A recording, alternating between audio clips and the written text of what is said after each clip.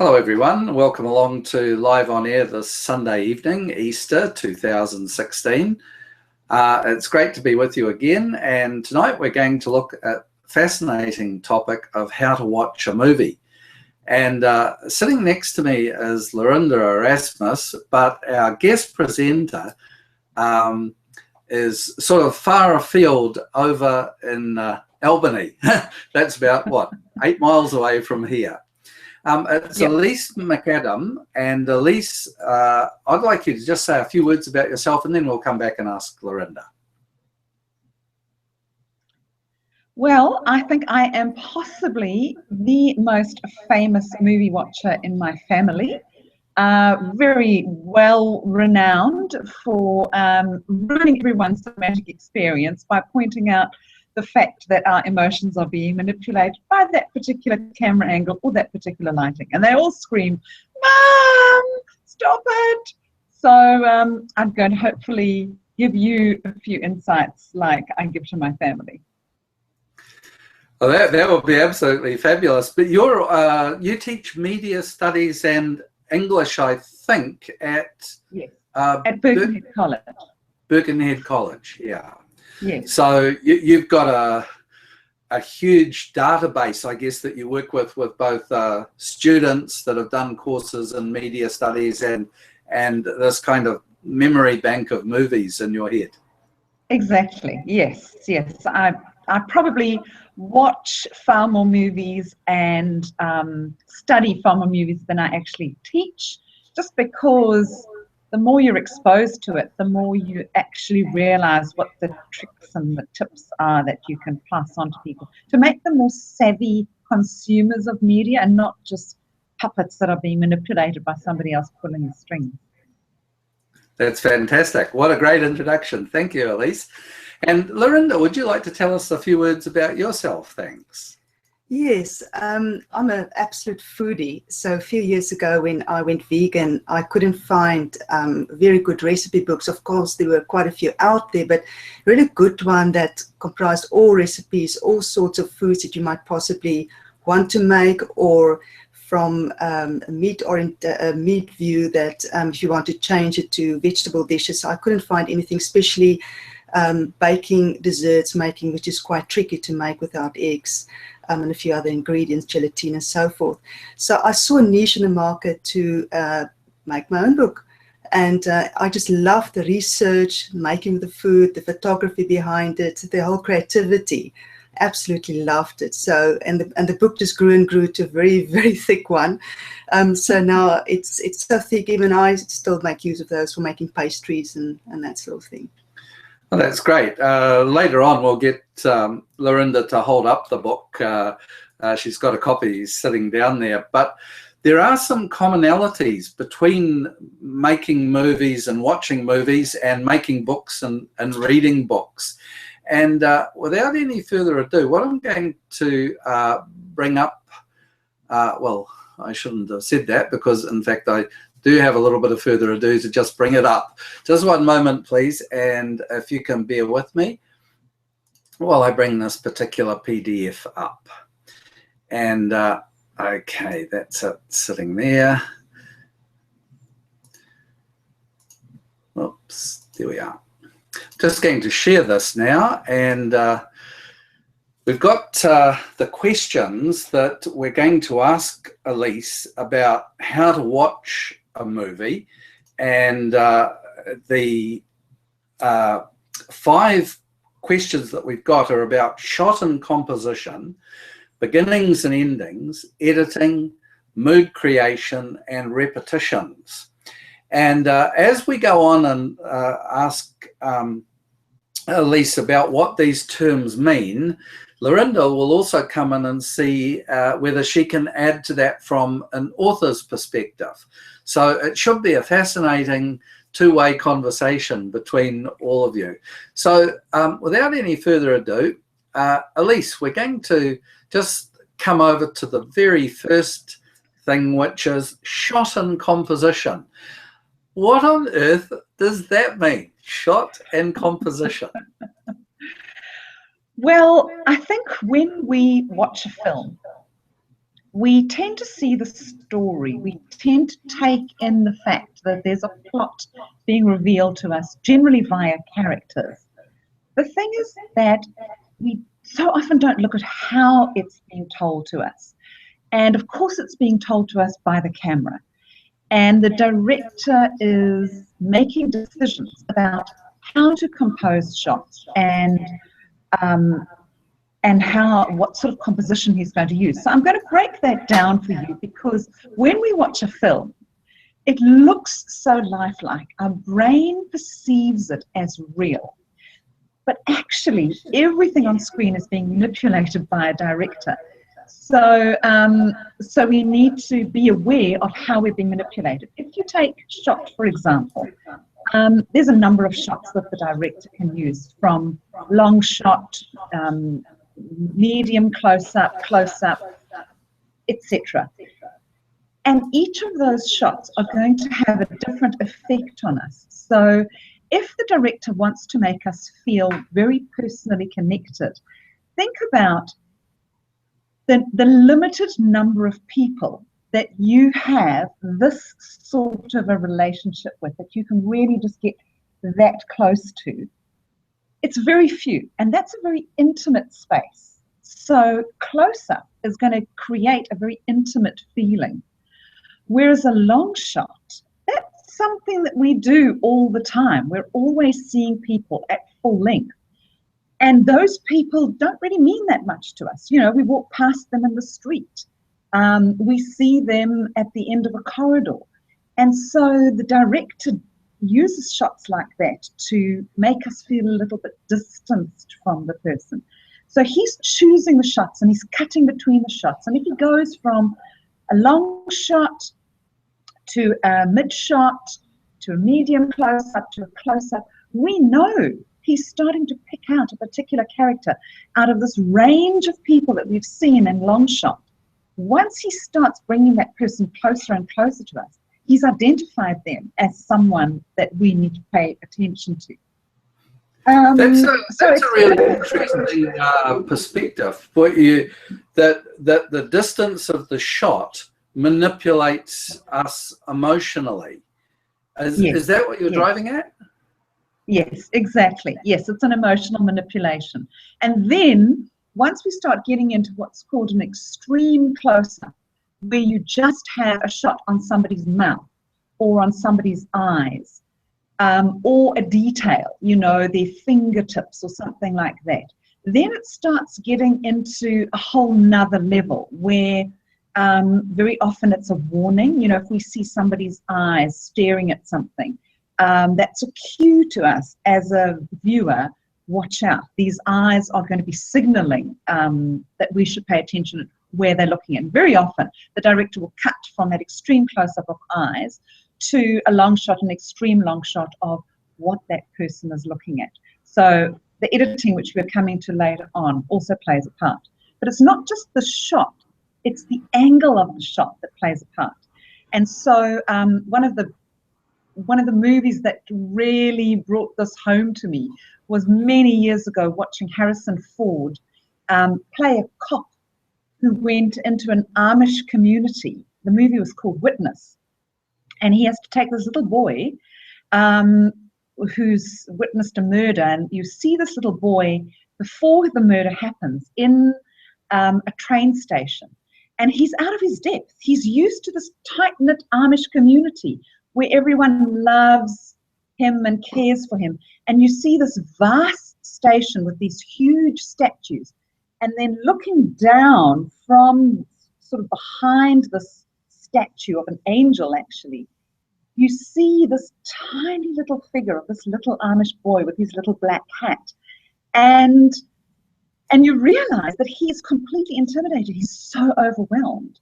And it's a high angle shot. It's designed to communicate to the viewer that this person is vulnerable and weak. And then conversely, you will have a low angle shot making somebody look powerful and strong. Now, I think that's really interesting. And I'm just wondering, Laurinda, are there parallels between that goes on in emotional manipulation? What about if you're photographing food? Do you have this? Yes. Yes, I can certainly identify with that. Talking about food is, in a recipe book, most of the shots that I took were fairly close, obviously, but some of them are even so close they just highlight a few of the ingredients on a little platter as well. So sometimes I would take food and not photograph it on a full-size dinner plate. If I'm talking about, say, the mains meals in a section of the book, because that would be far too big, and the ingredients you won't really be able to see that. So sometimes I would arrange the food, cut it up in slightly smaller pieces, and arrange it on a tiny plate like this, and photograph it with, say, a dessert spoon or a dessert fork, so it looks to the viewer, if they just page with the book, as though it's a full-size dinner plate, but in fact it was put on a very tiny Japanese plate.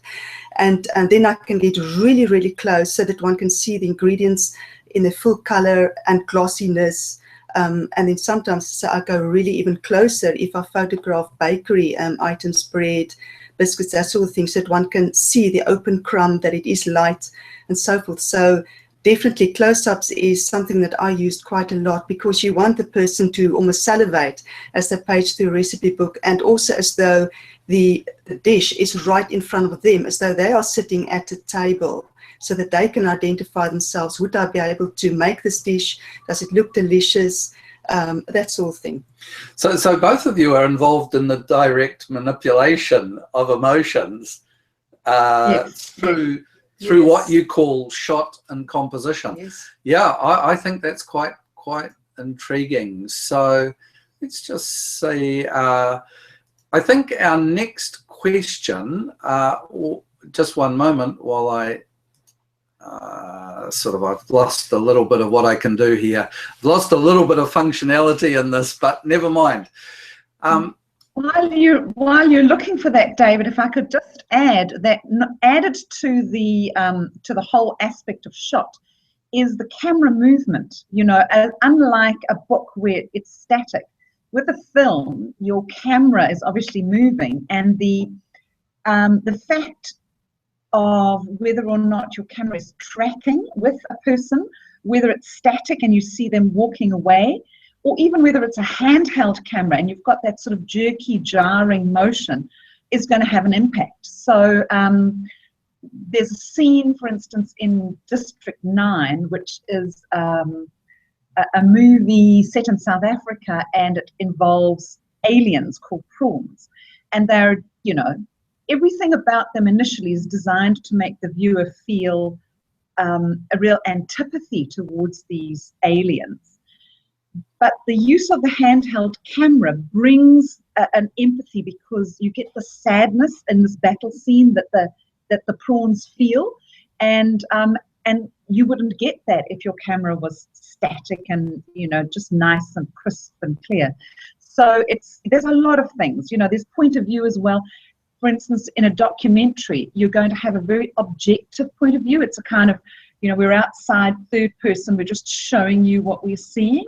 Whereas I'm sure you and many other people would have watched the classic sort of suspense type film, where it's as if we're in the feet or in the body of the victim or the killer, you know, and we're sort of, we can look down and we can see these feet treading on a carpet, and that's the point of view that the director has forced us to adopt. So yeah, there's heaps.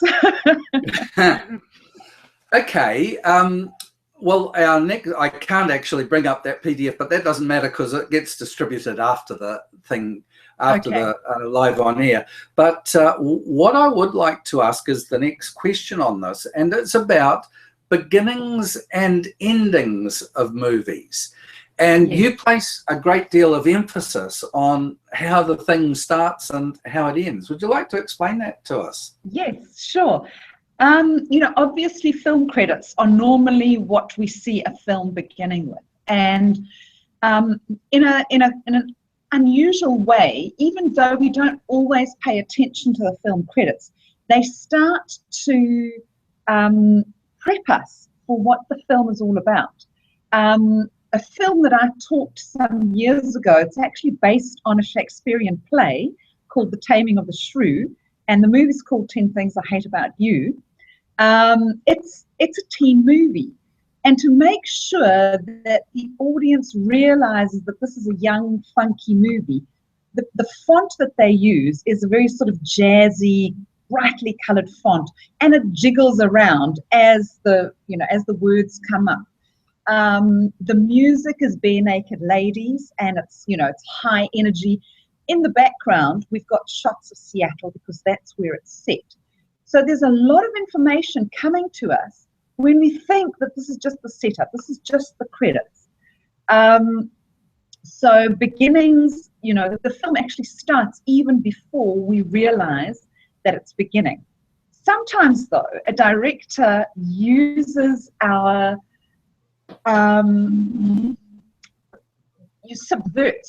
uses our expectation and sort of turns them on their head. So the most classic example of that for me is the James Bond movies, the Cubby Broccoli's instant immersion into the action. And think of something like Quantum of Solace, where we start off with this high action car chase through this tunnel and then across a building site, and cars go off and there's machine guns firing and cars fall off cliffs. And then eventually James Bond arrives in Siena and he goes into a covered sort of avenue, opens up the boot, there's somebody inside it, and then it says Daniel Craig, and he shoots his gun, and the bullet turns into the title of the film, Quantum of Solace, and that's when the credits start. So, beginnings are interesting. Yeah, so the start of the movie may come in a variety of ways, using those things like fonts or special effects or music, whatever. Laurinda, could you just hold up your book here on camera? Now, do you see a parallel between the start of a movie and the start of a book? I mean, what? Yes. How are these related? Yes, if I speak from a personal point of view, and especially then recipe books, it's not just the title, which is of course very important as well, but it needs to grab me immediately. So I would usually look the front to see what's the author about in terms of their background, where do they come from, that sort of thing, and then just summary at the back as well. Especially if one finds yourself in a very big bookshop or then even online, to have a quick look, because at the time when I started to do the recipe book, there was only about 450 vegan recipe books out, and a few years later there were over 2,000. So and then the font that I used as well, for myself, it also needs to be readable very easily, but especially in the recipe book, especially this thick recipe book, if I hold it sideways, you can see it's really very thick. It's a lot of recipes to plow through if one wants to refer to something or look up a recipe book. So the font needs to be easy on the eye. I've often put a book down if the font is, it's not just the size of it, but the type of font needs to be pleasing. I prefer rounded letters that just looks sort of full. For me, it relates quite well to food, that sort of thing, the richness of that. And then, yes, at the end, the index is very important that I look as well to see what's in a recipe book if I don't want to page through the whole thing. I think what I'm picking up here is that there's the creative process that gets involved with the start of the movie and the start of the book they're not identical, but in some respects they're trying to achieve the same thing.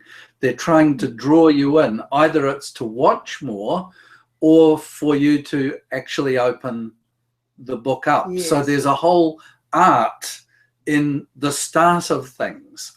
And I just make the observation in a lot of sermons and church worship, not enough time is put into the art of how do you start it, what are you trying to achieve, whereas when you think of the huge energy and forethought and money that goes into the making of those blockbuster movies that you mentioned, you can't leave anything to chance, can you? You're constantly involved with this, and that leads into the third area, which I'm fascinated by, Elise. You've said that if you want to watch a movie well, you have to understand something about the editing process. Can you explain to us what you mean by that? And I should ask, if anyone, we've had 4 or 5 concurrent viewers, if anyone wants to, they can ask a question and I'll feed it out to Elise or Laurinda. So, what's this about editing? I'm just going to flick back briefly to the previous topic because it does relate, and that's to talk about the endings. Because part of editing is the ending, and very often they're related. So one of the films that I actually teach is called Road to Perdition, and it opens with a shot, kind of a moody shot of a boy with his back to camera, which is not a traditional opening. Normally you want to have somebody facing the screen, or you want something action-wise that's actually going to grab the viewer rather than this, back view. The movie opens like that, and the movie almost ends like that. It's a voiceover, and then the voiceover continues as you see where the character finally ends up. But there are 2 identical shots, and they're edited in such a way that we recognize that they are kind of bookends. So we've got, this is where the film starts, and this is where the film ends, and then we actually realize that what we've been watching as a chronological story is actually one giant flashback, and really the story starts at the end, and he's just flashing back over the previous 8 weeks and then telling us how he arrived at this point where he's standing looking at the lake. But to move on to editing per se, one of the things that you're very often unaware of is the way in which the director is manipulating how you're responding to it. So, for instance, I was talking about the Quantum of Solace opening. Now, that's got a lot of cuts, multiple cuts. The more cuts you have, the more energy you get injected into a film. And so the director can get a certain rhythm going. You can have a lot of cuts, fast. You can have slow cuts, and then you have a sort of a slower, more moderate, more somber kind of pace. You can have different takes, lengths of takes. So you can have obviously a long take, or you can have a number of short takes. One of my favorite long takes actually happened by accident. It's in the movie called A Knight's Tale with Heath Ledger. And a lot of people are quite scathing of the film, but I like it anyway. It's anachronistic, but it's fun. And there's a scene shot in a cathedral where it's almost entirely long shot, extreme long shot.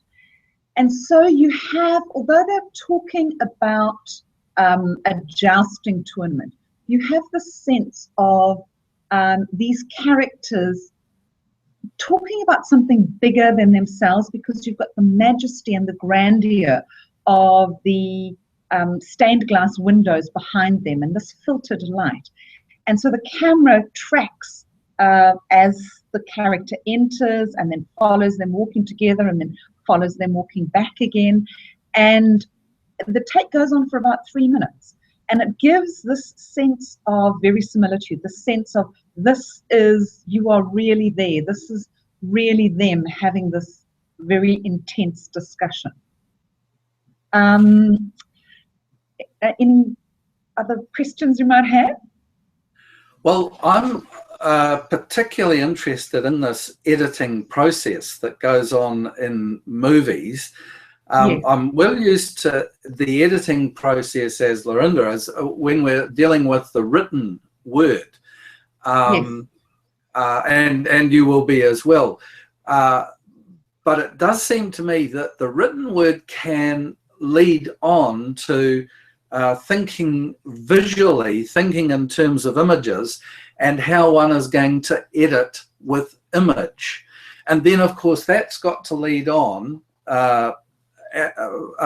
beyond all the photographs in the food book, all the images in movie making. That's then got to lead on to how do you edit with music, How do you edit with silence? So this editing process within the movie making genre seems to me to draw on a number of quite disparate sorts of talents. But I'm going to hazard a guess here. Between the three of us, I'd like your opinion, first of all, Laurinda, and then Elise. Do you think that it's more natural to begin an editing process with words and then move to these other things? For myself, the recipes were fairly, well, I researched them pretty well. So while I was making the recipes, sometimes I would make 3 at the same time with slightly different ingredients if I was unsure about the outcome, especially with baking. And then I would just do minor editing with the recipe itself, the written word, and then afterwards, as I would then typeset it as well. But then for me, the photographs really spoke to me, and that was the major creativity that went into there. So I would take a number of shots, even with an empty bowl, just to test the light, that sort of thing. I didn't have any professional equipment, I might just add. It was quite a small camera, so nothing of the lights or anything you see here. So I had to be pretty careful about what the outcome is going to be. And yes, certainly to speak about composition again, I would take it from certain different angles, because if you photograph food just from the front or just long, that's quite different. How are you going to see it? And also to create interest, that not 2 photographs after one another would be exactly the same. So it would be the same, say, 20 or 30 recipes later, but not page after page exactly the same. But the editing afterwards was quite a bit. So I would then look at the 30 or 40 photographs I've taken of that one particular dish and then see how I'm going to edit it. Am I going to crop it even more? Or the light, I would, again, with certain baking dishes and biscuits, then see, is the light appropriate? Is it not too cold? For instance, I like a warm light, especially for food. And again, is it not too shiny? Does it look artificial? Does it look like something I would like to eat straight away? And then also with sauces, that sort of thing, it can easily run hot sauces. So often I would make up a dish that is actually ice cold, just so that you don't get the steam build up when you take close shots, that sort of thing. So the editing would take quite a few hours afterwards, and it's very important, as Elise says, to get your outcome. Yeah. How do you feel about that, Elise? Do you see things springing, first of all, from editing of the word through the image and then the other things, or is there a different process that you think goes on within the film world? I think that the film world might actually be somewhat different. I think that one of the constraints of the film world is the length of the movie, the amount of time that they have to operate within. You know, I think perhaps there's a little more flexibility as far as books are concerned. If you want to make this an A to Z kind of book, you can produce a really large comprehensive book, or you can produce a slim volume focusing just on, you know, fruity muffins or whatever your particular category might be.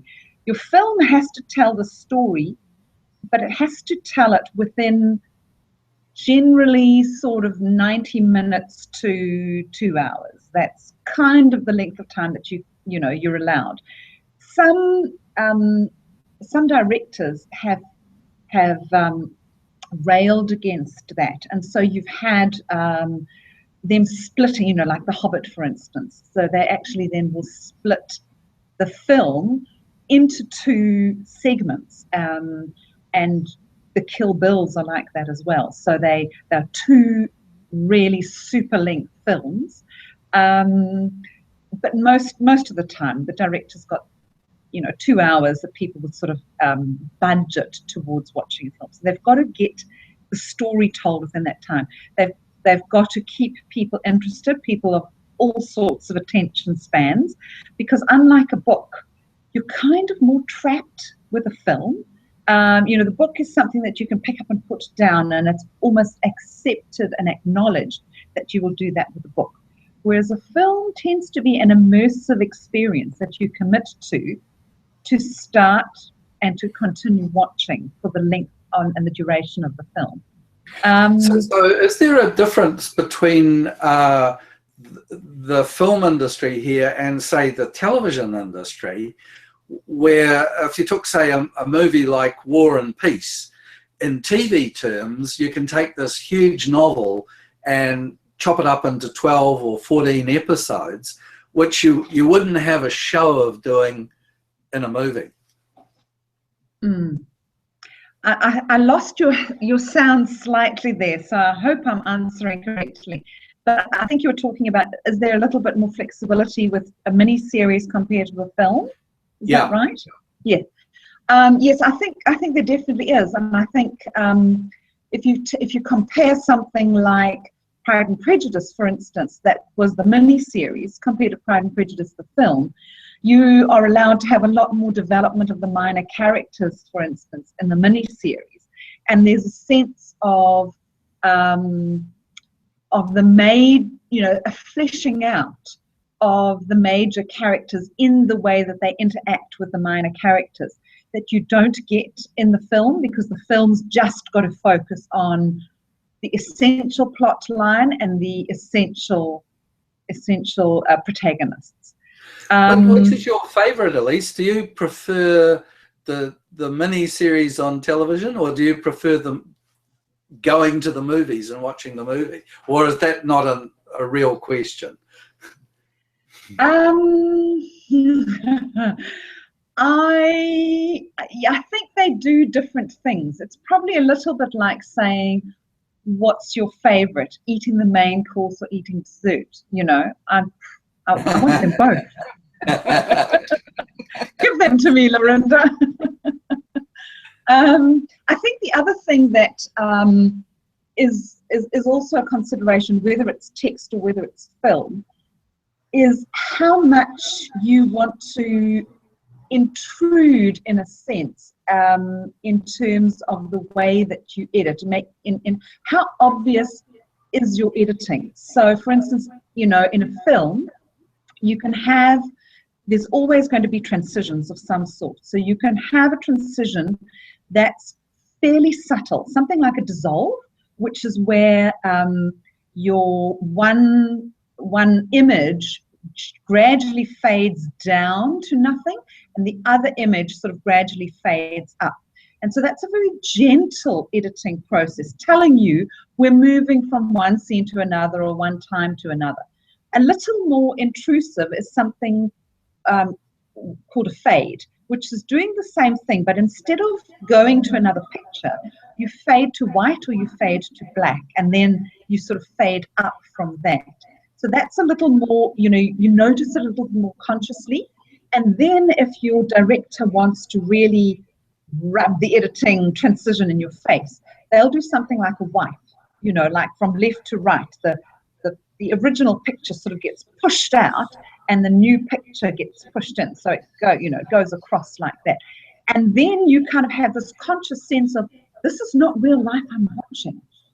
Whereas the softer, gentler ones tend to blur your sense of unreality. They tend to help you to sort of have this pretense of this is real. Laurinda, you're a movie buff, actually, compared to me. Do you get that sense of when you're drawn into a movie, do you regard it as real life, or do you regard it as a world in which you're being drawn into? How do you? If it's done well, I certainly get drawn in as well. I watch quite a few murder mysteries. I like that sort of thing. I like the mystery behind it.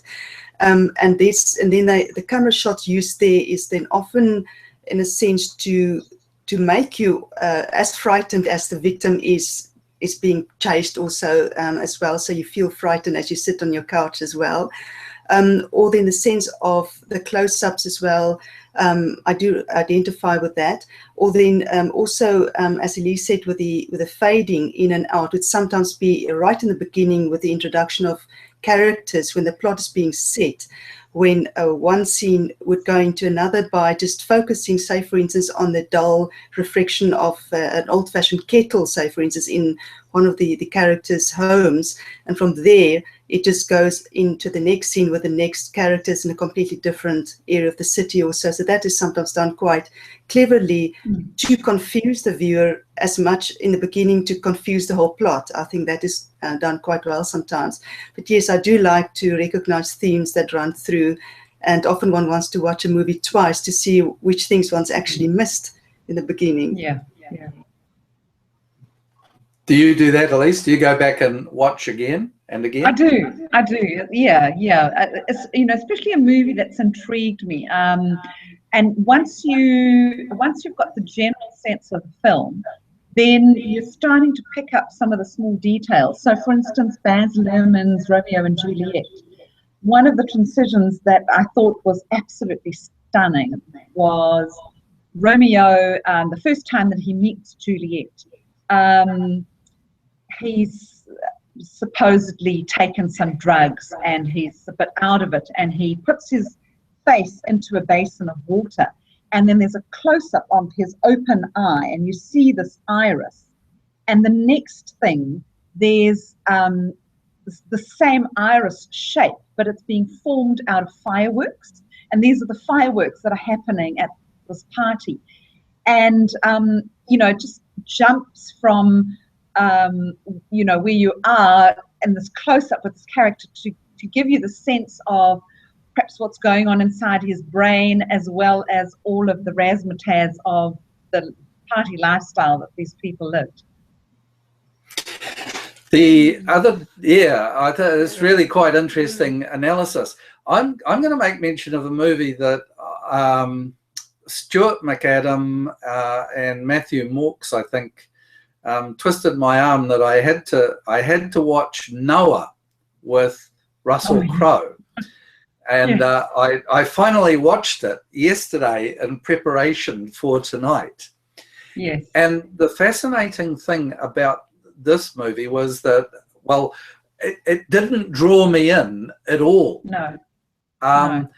But the opening sequence wasn't about Noah at all. It was telling the story of the snake in the Garden of Eden.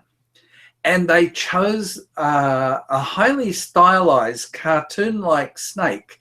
And I thought, the miserable so-and-sos have stolen that from my book, Adam and Eve and Evolution, where we had a similar snake crawling through the... And there was how a movie, in my opinion, failed to deliver, because it couldn't, at the opening sequence, get its genres right.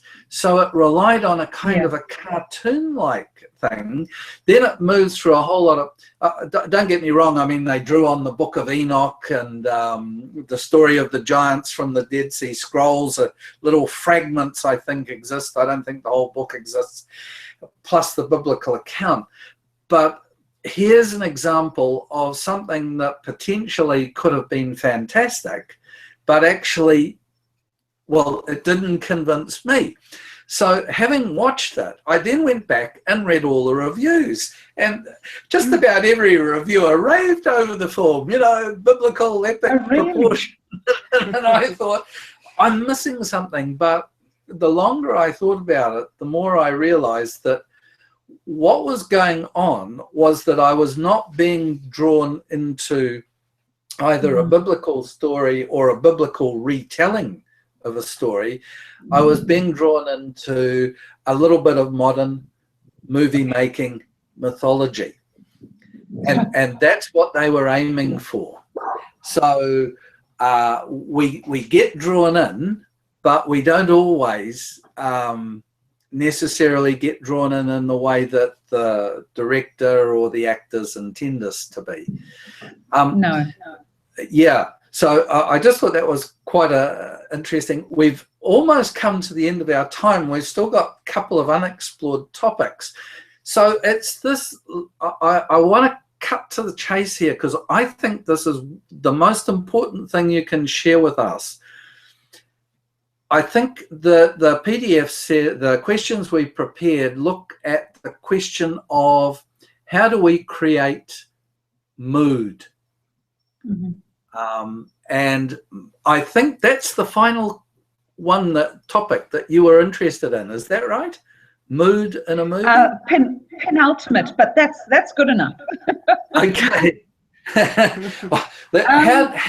How do you see mood working in movies? I see mood being created obviously through music, through lighting, through sound effects, through costumes, through colours, through sets, through locations. There's a fabulous movie made by Gavin Hood called Tsotsi, set in South Africa, about a young thug, and he's planning an attack on a an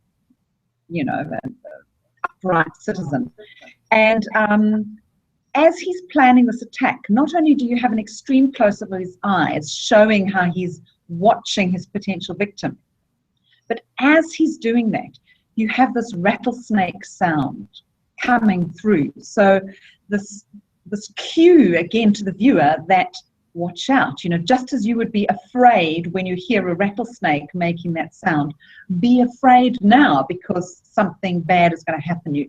There's going to be a strike.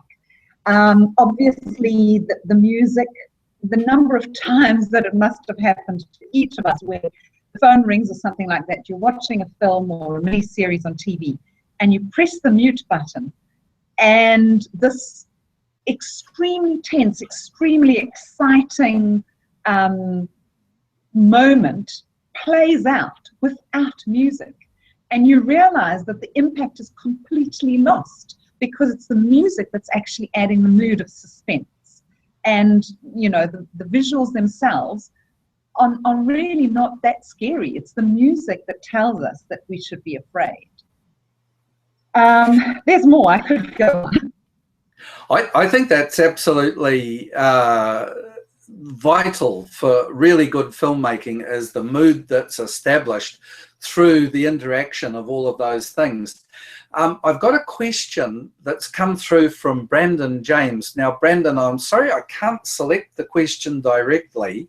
We just had a little bit of a equipment failure here, but I'll read the question out, and it's a fair question on something I was saying about Noah, but you may want to comment on this, Elise. Okay. Do you ever think you might be overthinking a movie that's most likely some garbage cash grab? I like that. Just heard you discussing the movie Noah, and I feel like you may be reading too much into it. I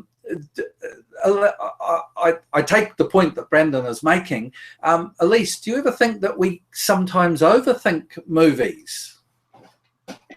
No, I don't. I think everything is so carefully considered because there's so much money that goes into even the sort of lowest budget film. If something fabulous happens, like My Big Fat Greek Wedding was a low budget film, and it turned into a giant and brought in millions at the box office. But there's too much that gets invested into a film for them to not think carefully about every single thing. They at least want to make their money back. They don't want to lose money. So I don't think we can say that a film is overthought. I wouldn't agree with that. So that would be true of the viewer response as well. The viewer has to, the best hope that a director has got is that the viewer will go away feeling entertained and thinking about the film.